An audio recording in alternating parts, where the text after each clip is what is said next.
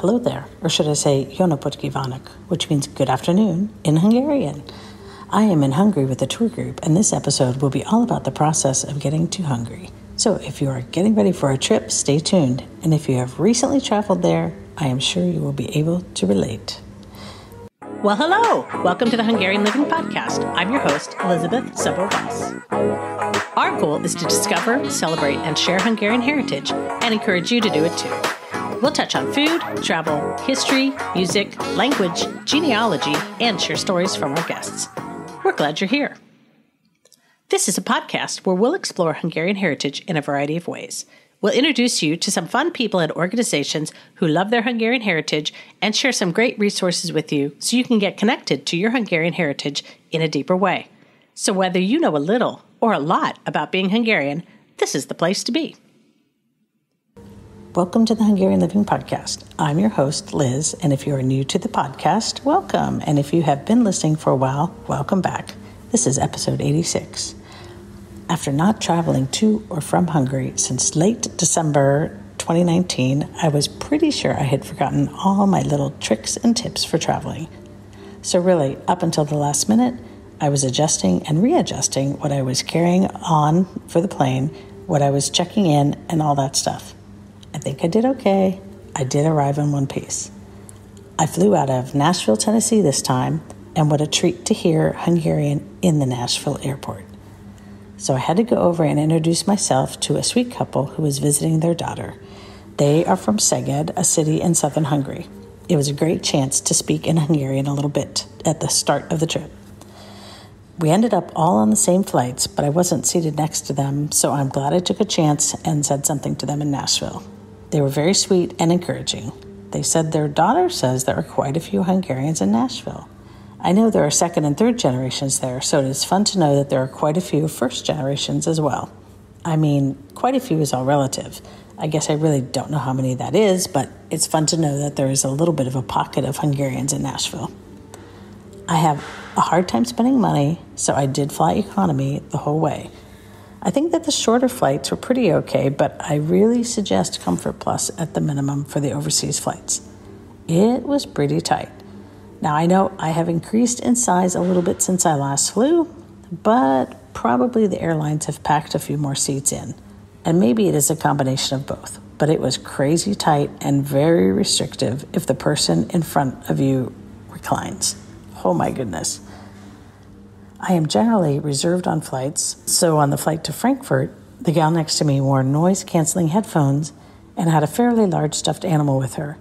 So while I might have started a conversation, she definitely didn't appear open to it.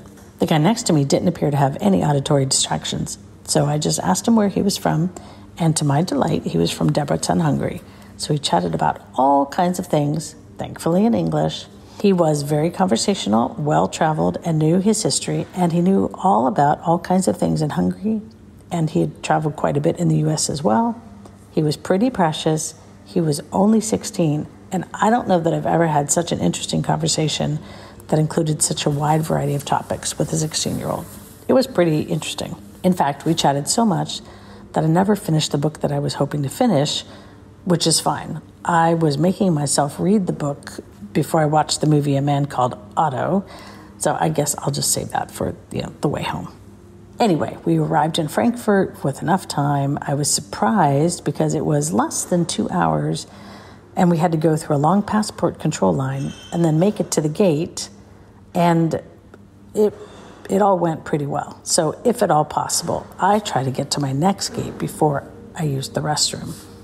That gate was in a different terminal, but still not too far away. So I arrived with more than enough time for anything else I needed to do. And I hopped on my next flight, which was to Budapest. And that is typically the flight that by then I'm so exhausted I fall asleep. And yes, I definitely did do that.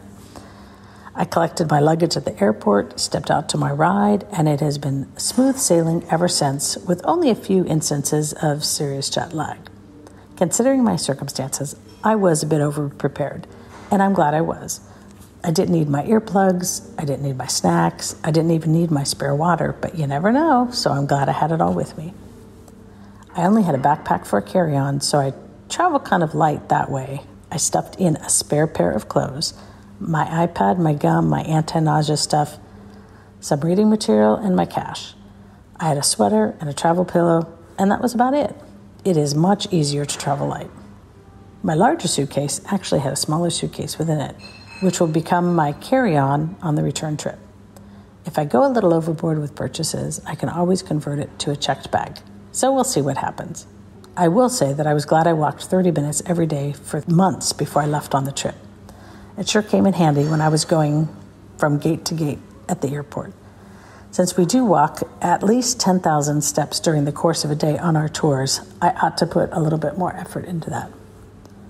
My flights were all pretty much on time, so I didn't have to rebook flights or deal with lost luggage, at least not this time. It's always a possibility.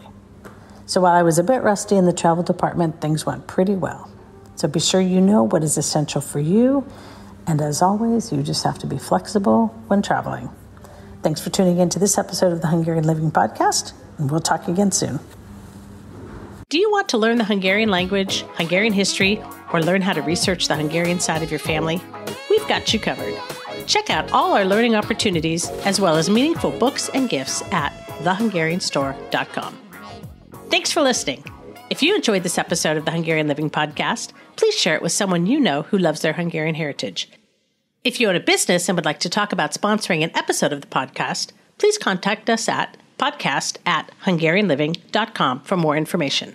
Special thanks to Stephen Chichek and the Animal Cannibals for the show music.